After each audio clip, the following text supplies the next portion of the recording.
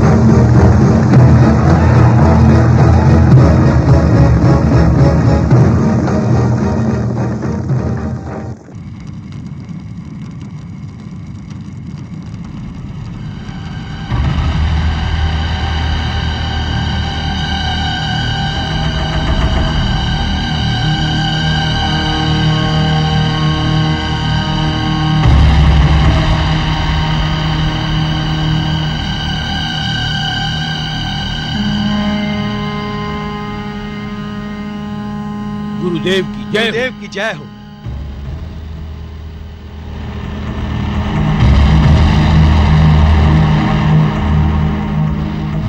तारक, तक्षक, कहो। गुरुदेव, हमने आर्यों को चुन चुन कर मारा। उनके बच्चों, उनके बूढ़ों, उनकी स्त्रियों पर भी कोई दया नहीं दिखाई। हमने उनके आश्रमों, उनकी कन्याओं, उनकी बस्तियों को स्वाहा कर दिया। बड़ा घमंड था उन्हें अपनी विद्या पर। हमने उनके वेदों को तहस नहस कर दिया। उनके गुरुकुल को अग्नि की भेंट चढ़ा दिया। गुरुदेव, सारे वन में हाहाकार मची हुई थी और वहां उनकी सहायता करने वाला कोई न था। हम अति प्रसन्न हुए जब हम सुनते हैं कि आर्यों पर अत्याचार हुआ। तब हमारी आत्मा आनंद से विभोर उठती है। हमारा संघर्ष आर्यों की संस्कृति से है, उनकी सभ्यता से है, उनके अस्तित्व से है, क्योंकि वे हमारे शत्रु हैं। उन्होंने तुम्हारी सभ्यता पे आघात किया है, तुम्हारी संस्कृति को ध्वस्त किया है, तुम्हारे अस्तित्व को चुनौती दी है और हमें जीने के अधिकारों से वंचित किया है। उन्होंने तुम्हारे साथ घोर अन्याय किया है। तभी मैंने आर्य होकर उनका विरोध किया और तुम्हारे साथ रहने का संकल्प किया। वो यहाँ विद्या और ज्ञान फैलाने नहीं आए, वो तुम्हें शिक्षित करके तुम्हारे रीति रिवाज तुमसे छीन कर तुम्हें अपने अधीन बनाने आए हैं। वो सहनशीलता का उपदेश देकर तुम्हें कायर बनाने आए हैं। और यदि वे अपने लक्ष्य को पा गए तो ऐसा प्रलय आएगा, तुम सब विनाश के अंधकार में डूब जाओगे। नहीं गुरुदेव, हम आपकी आज्ञा का पालन करेंगे। तो जाओ, इतनी हत्याएं करो कि धरती पर केवल आर्यों का रक्त दिखाई दे, आर्य नहीं। ऐसा ही होगा गुरुदेव। आपने अपनी अपार शक्ति से हम असुरों और नागवंशियों को मृत्यु से मुक्त जो कर दिया है। आपने हमें जीवन दान दिया है गुरुदेव, आप हमारे जीवन दाता हैं। हाँ, असुरों और नागवंशियों के लिए जीवन दाता और आर्यों के लिए मृत्यु दाता।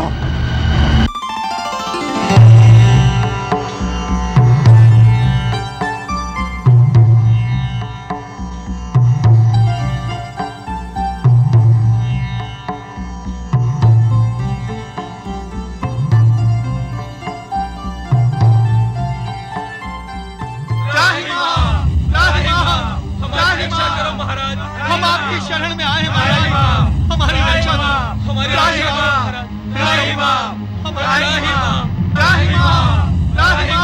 हम आपकी शरण में आए महाराज, हमारी रक्षा करो, हमारी रक्षा करो राजन, हमारी रक्षा करो। हमारी वंदना स्वीकार करें आचार्यजन। ऐसी कौन सी विपत्ति आन पड़ी है? राजन, असुर और नागवंशी हम पर अत्याचार कर रहे हैं।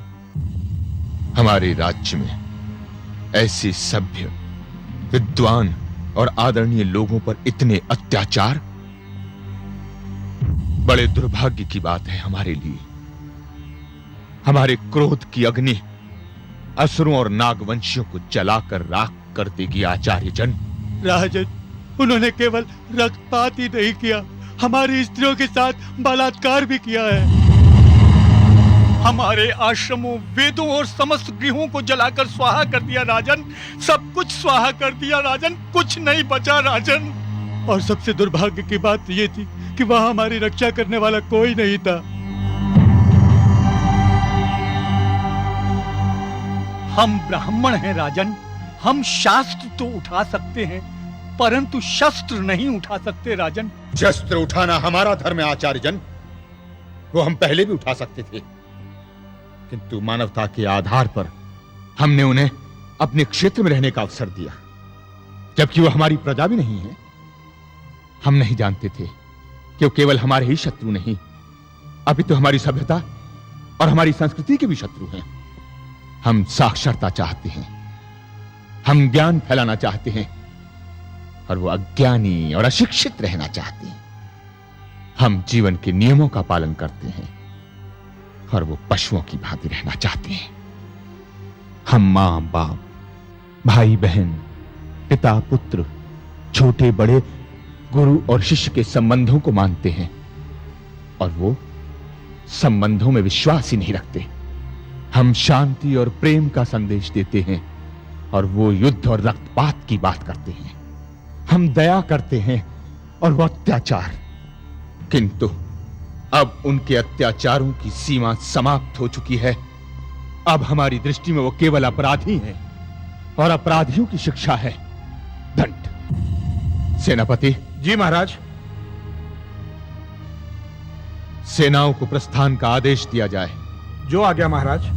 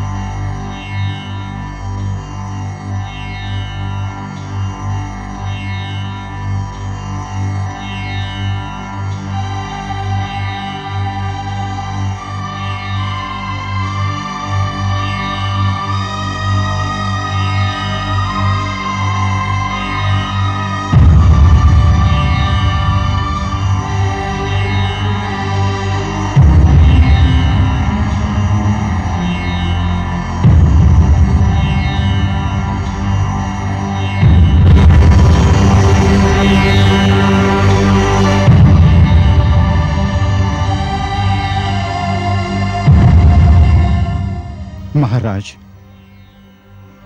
महामंत्री जी, कोई विशेष बात? महाराज, आप अपनी सेना को लेकर सरियाना व्रत की ओर प्रस्थान कर रहे हैं। हाँ, किंतु ये तो हमारी नीतियों के विरुद्ध है। अर्थात? असुरों और नागवंशियों पर आक्रमण करना आर्य संस्कृति के लिए कोई अच्छा उदाहरण नहीं होगा महाराज। युद्ध करना हमारी सभ्यता नहीं है। हम उन पर आक्रमण करने नहीं जा रहे हैं गुरुवर। और फिर युद्ध तो दो देशों की सीमाओं पर लड़ा जाता है। हम तो अपने ही क्षेत्र में बसे हुए नागवंशियों और असुरों को उनके अत्याचारों के अपराध का दंड देने जा रहे हैं। जब कोई व्यक्ति अपराध करता है तो उसे न्यायिक कारागार में डाल दिया जाता है, और जब कोई समूह अपराध करता है तो उसे अनुशासित करने के लिए राजशक्ति का प्रयोग करना ही पड़ता है। यह दंड उनके लिए इसलिए भी आवश्यक है कि उनको पता चले कि अनुशासन क्या होता है, व्यवस्था क्या होती है, समाज क्या होता है, रिश्तों और संबंधों का मोल क्या होता है। कुराज को समाप्त करके सुराज की स्थापना करना, यही तो राजा का धर्म है। हम उनको अज्ञानता के अंधकार से निकालकर ज्ञान के प्रकाश में लाना चाहते हैं। महामंत्री, राजा केवल शासक नहीं होता, अभिभावक होता है, पिता होता है। हमारा प्रयत्न तो यही होगा कि वो अत्याचार की भाषा भूलकर प्रेम की भाषा सीखे। ये शिक्षा आप ही ने दी है गुरुवर। क्षमा कीजिए महाराज, आप सत्य कह रहे हैं। इस दृष्टिकोण से इस बात को मैंने सोचा ही नहीं था। यदि अनुशासन का पालन नहीं होगा तो एक सभ्य समाज की रचना कैसे होगी, संस्कृति की रक्षा कैसे होगी। महाराज, आपके इस अभियान की सफलता के लिए मैं आपको हृदय से आशीष देता हूं। अब आप विश्राम कीजिए, कल प्रातः काल आपको सेना के साथ प्रस्थान करना है।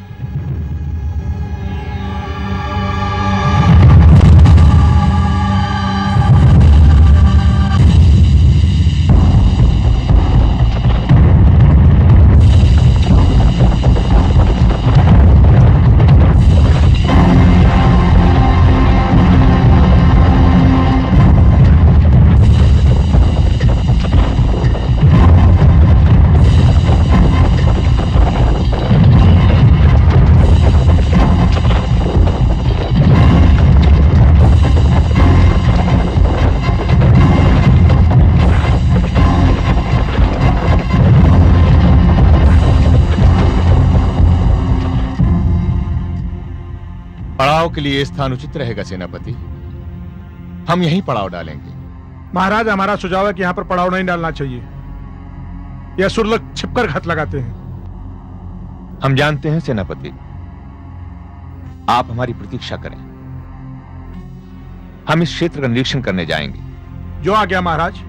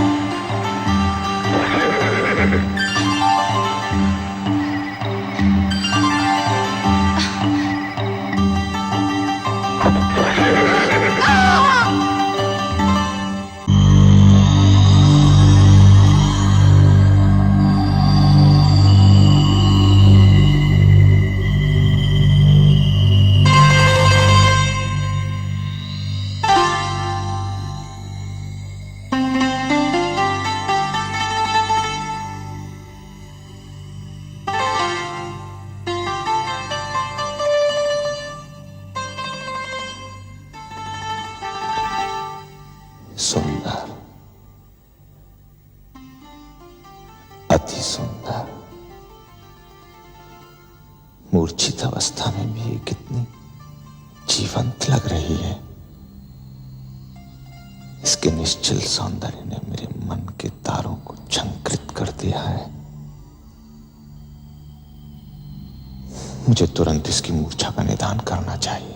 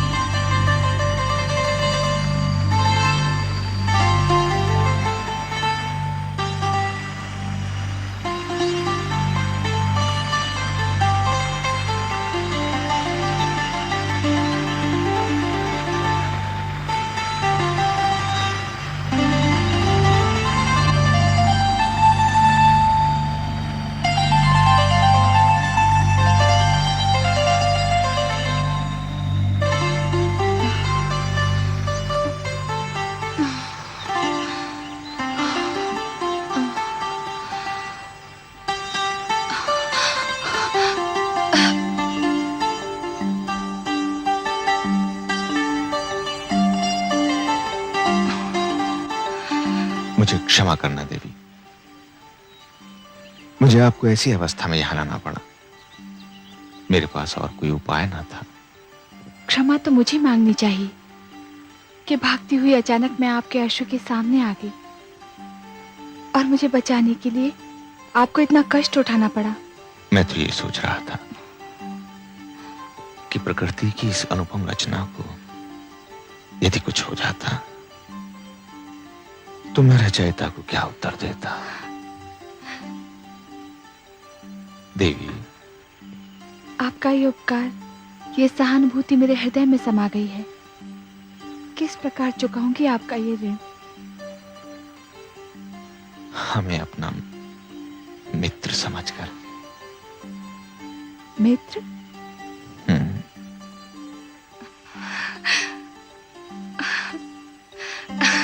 पुनः भेंट होगी। मैं कल भी यही प्रतीक्षा करूंगा।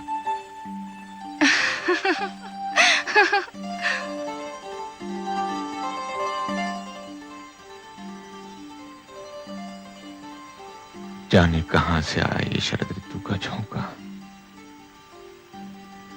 कहने को तो हमने तुम्हारे प्राण बचाए देवी, किंतु सत्य तो यह है कि स्वयं हम निष्प्राण हो गए। शर्मिष्ठा तू? हाँ स्वामिनी, मैं तुम्हारी दासी शर्मिष्ठा। किंतु तुम मुझे ये बताओ कि तुम बार बार पीछे मुड़ कर देखती हुई कहां से आ रही हो? मैं कहां से आ रही हूँ और कहां जा रही हूँ ये तो मैं स्वयं भी नहीं जानती। पर हुआ क्या है? आज जो भी हुआ है मैं बड़ी प्रसन्न हूँ। इस प्रसन्नता का कोई कारण तो होगा। कारण बताऊंगी तो तू नाचने लगेगी। तो फिर नचाने से पहले कारण बता ही दे। शर्मिष्ठा, आज मेरे नयनों में सपने डोल रहे हैं। मेरा हृदय तीव्र गति से धड़क रहा है। सुन। हाँ, हृदय तो बड़ी तीव्र गति से धड़क रहा है। स्वामिनी, अब और नहीं तड़पाओ, जल्दी से कारण बता दे। मुझे प्रेम हो गया है। प्रेम हो गया? हाँ शर्मिष्ठा। किससे? उससे। उससे? पर किससे? कहा ना उससे। क्या नाम है उसका? पता नहीं। कौन है वो? ये भी पता नहीं। मिला कहाँ? झरने के पास। झरने के पास? हाँ शर्मिष्ठा, अनायासी वो मेरे सामने आ गया। उसने मुझे देखा और देखता ही रह गया। मैंने भी उसे देखा और देखती ही रह गई। और देखते ही देखते प्रेम कर बैठी। प्रेम किया नहीं जाता, हो जाता है शर्मिष्ठा। बधाई हो स्वामिनी। अब फिर कब मिल रही है उनसे? पता नहीं। तब तो मैं प्रार्थना करूंगी कि तुम्हारी प्रेम यात्रा सफल हो। भगवान करे कि तेरी ये कामना पूरी हो जाए।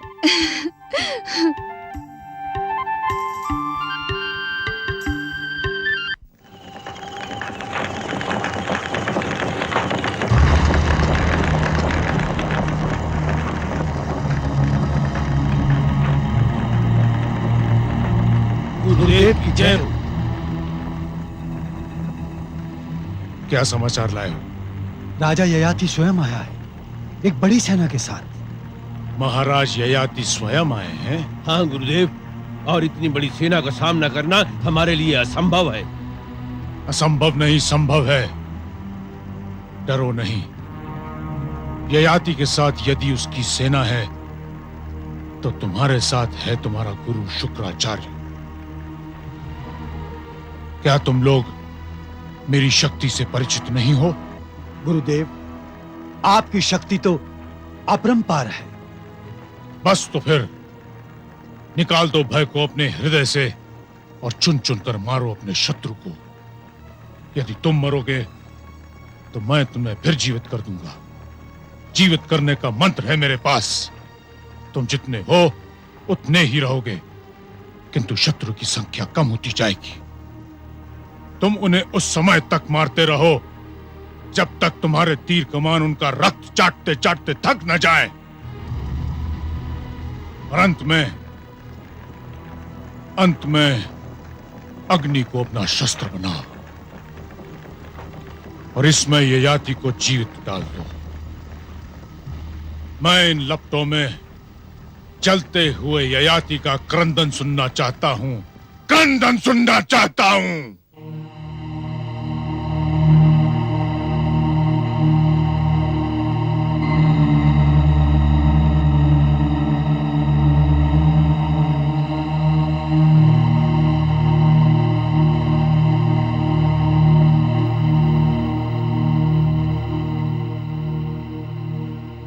महाराज की जय हो। निरीक्षण कराए महाराज? हाँ। तो हम आक्रमण की तैयारी कर ले महाराज? नहीं सेनापति, आक्रमण करने से पहले तुम गुरु शुक्राचार्य के पास जाओ और उन्हें हमारा आदेश सुना दो। जिन अपराधियों ने सरयानावत में आतंक फैलाया था, निर्दोषों की हत्या का अपराध किया था, वो सभी हमारे समक्ष आके आत्मसमर्पण करते हैं। हम केवल उन्हीं को उचित दंड देंगे जो अपराधी हैं। क्षमा कीजिए महाराज, आप तो उन्हें चेतावनी दे रहे हैं, हमें तो उन पर आक्रमण कर देना चाहिए। चेतावनी नहीं सेनापति, हम उन्हें एक अवसर दे रहे हैं। यदि 100 अपराधी हमारे दंड से बच जाएं, तो न्याय की ये दुर्बलता हमें स्वीकार्य है, किंतु एक भी निर्दोष यदि दंड की चपेट में आ गया तो न्याय के माथे पर वो कलंक होगा जो असहनीय है। किंतु महाराज, गुरु शुक्राचार्य तो हमारे शत्रु हैं, वो बड़े ही अहंकारी हैं। उनका अहंकार आपकी दया के योग्य नहीं है महाराज। हम दया की बात नहीं कर रहे, न्याय की बात कर रहे हैं। जाओ हमारा आदेश जाकर सुना दो। जो आज्ञा महाराज।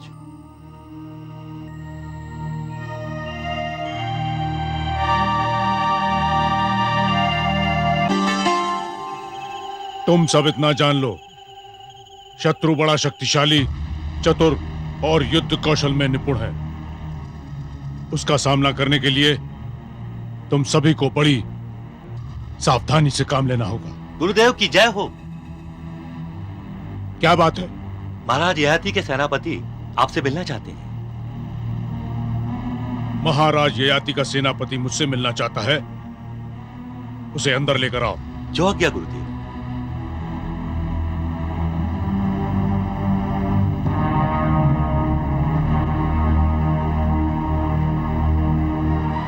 प्रणाम गुरुवर।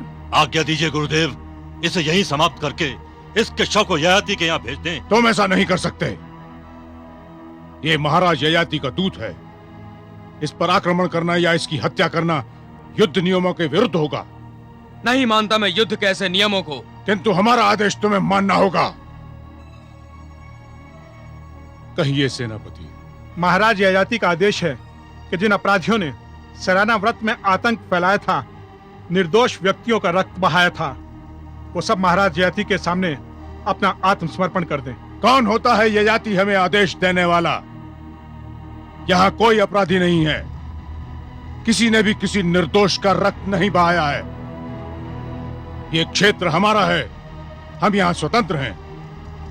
यहां यदि किसी का आदेश चलता है तो केवल शुक्राचार्य का। जाकर कह दो अपने महाराज से, हम उसके आदेश को ठोकर मारते हैं। परिणाम जानते हैं आप? परिणाम की चिंता हमें नहीं, तुम्हें करनी चाहिए। महाराज नहीं चाहते थे कि अपराधियों के साथ निर्दोष भी मारे जाएं, किंतु अब युद्ध होगा। हमारी विशाल सेना भौंडर की भांति छा जाएगी इस क्षेत्र पर, और हमारी शक्ति के आगे असुर तिनकों की तरह उड़ जाएंगे। अब भी समय है, मान जाइए गुरु शुक्राचार्य, आप नहीं जानते कि हम कितने शक्तिशाली हैं। ठहरो सेनापति।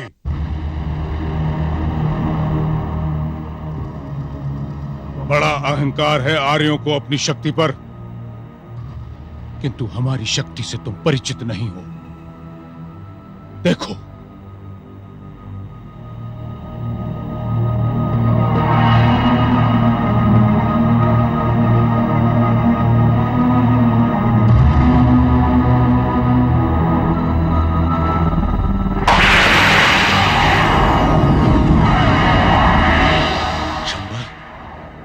गुरुदेव, ये आपने क्या किया? मेरे पुत्र का वध कर दिया। हवन की अग्नि प्रज्वलित करो। जो आज्ञा गुरुदेव।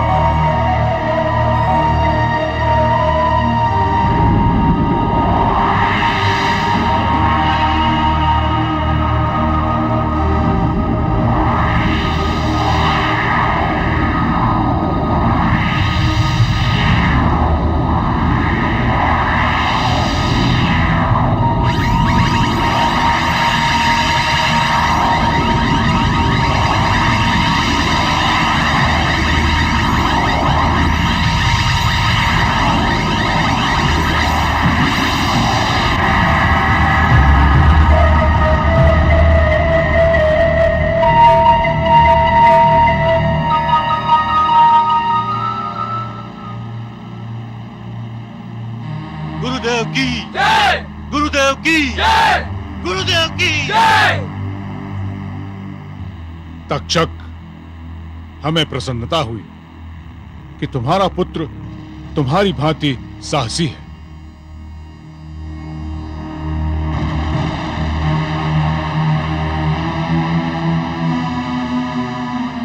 सेनापति, जाओ और अपने महाराज से कह दो कि अपनी शक्ति पर इतना अहंकार न करें, क्योंकि आर्यों की शक्ति जहां समाप्त होती है, शुक्राचार्य की शक्ति वहां से प्रारंभ होती है। जाओ।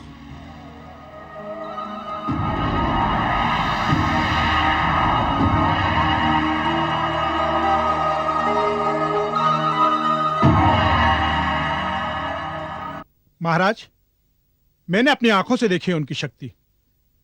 उन्होंने मेरे सामने एक व्यक्ति की गर्दन तलवार से काट दी और वो व्यक्ति वहीं पर ढेर हो गया, सर इधर और धड़ उधर। फिर गुरु शुक्राचार्य ने अग्नि के सामने बैठकर मंत्र शुरू किए और देखते ही देखते वो व्यक्ति फिर से जीवित हो गया। महाराज, मैं तो उनका यह चमत्कार देखकर दंग रह गया। उनकी इस असीम शक्ति का यह प्रमाण हमारे लिए चिंता का विषय है महाराज। किंतु हमारे लिए नहीं। हम राजा हैं और राजा का कर्तव्य है अपराधियों को दंड देना। हम उन्हें भी दंड अवश्य देंगे। सेनापति, इस चमत्कार से आपको भी भयभीत होने की आवश्यकता नहीं है। युद्ध कौशल में निपुण जब हमारी सेनाएं उन असुरों का सर काटती हुई आगे बढ़ेंगी, तो उनमें से एक सर शुक्राचार्य का भी होगा। तब हम देखेंगे वो कितने शक्तिमान हैं। वो अपने आप को जीवित नहीं कर पाएंगे। सेनापति, युद्ध चमत्कारों से नहीं, कौशल से लड़े जाते हैं। जी महाराज, आज्ञा दीजिए।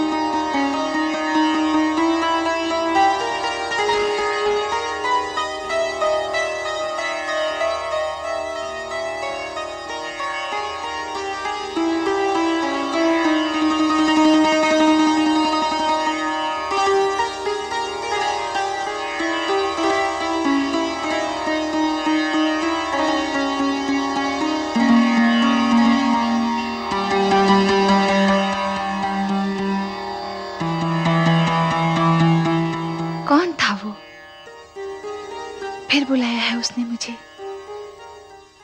पर क्यों? मैं नहीं जाऊंगी, नहीं जाऊंगी।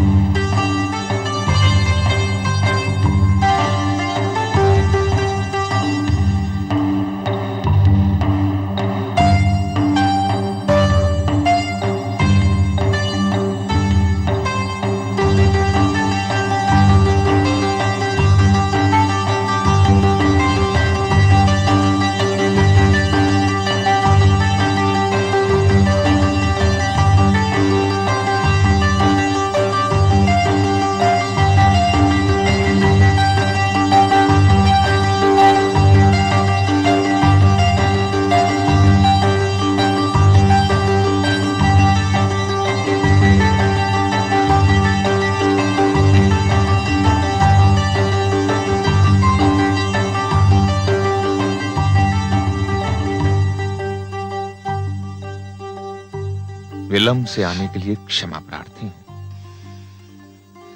किंतु इस अपराध के लिए मैं लज्जित नहीं।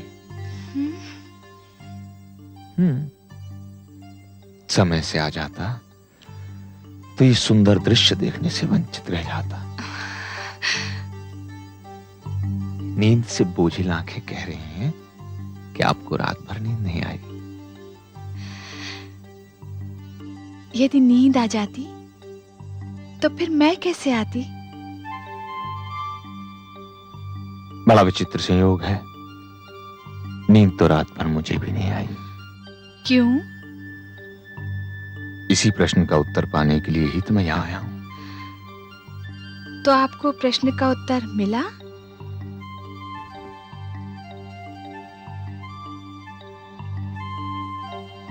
इस प्रश्न का उत्तर तो तुम स्वयं हो। जो स्वयं एक प्रश्न बनकर रह गया हो, वो उत्तर कैसे हो सकता है? कल जब पहली बार मैंने तुम्हें देखा तो मेरे मन में एक प्रश्न उभरा और रात भर मैं उस प्रश्न में उलझा रहा। किंतु आज तुम्हें यहां पाकर मुझे लगा कदाचित मैंने अपने प्रश्न का उत्तर पा लिया है। मैं समझी नहीं। यदि तुम चाहती हो कि मैं अपनी भावनाओं को शब्दों के वस्त्र पहनाकर तुम्हारे समक्ष प्रस्तुत करूं, तो मुझे स्वीकार है। मेरी आंखों में समा गई हो तुम, मेरी श्वासों में समा गई हो तुम, मेरे हृदय की धड़कनों में समा गई हो तुम, मेरी संपूर्ण चेतना में समा गई हो तुम। ये स्वप्न तो नहीं? मुझे छू कर देखो, मैं यथार्थ हूं।